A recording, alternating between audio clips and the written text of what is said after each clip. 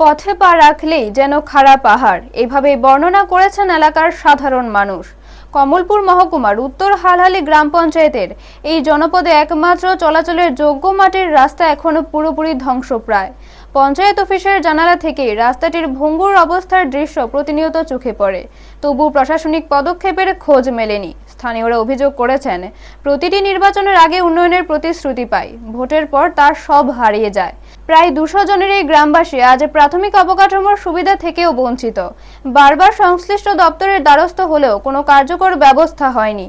অসহায় ও ক্ষুব্ধ গ্রামবাসীরা অবশেষে স্ব-উদ্যোগে রাস্তাটি সংস্কারের কাজে হাত দিয়েছেন। বর্ষার সময়ে পরিস্থিতি আরো ভয়ঙ্কর হয়ে ওঠে। মোটর বাইক বা সাইকেল তো দূরের কথা, পায়ে হেঁটেও চলাচল প্রায় অসম্ভব হয়ে পড়ে।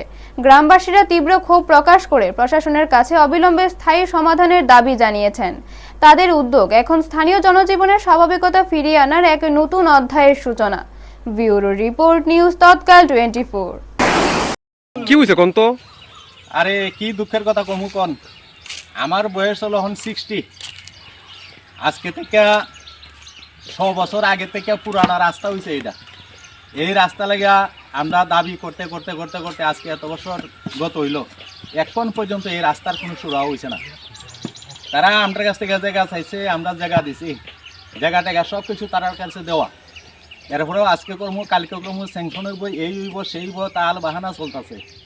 এখানেও না এলেও 2টা গ্রাম আছে, একটা কাইমসরা, একটা কৃষ্ণনগর, পশ্চিম হালহালি।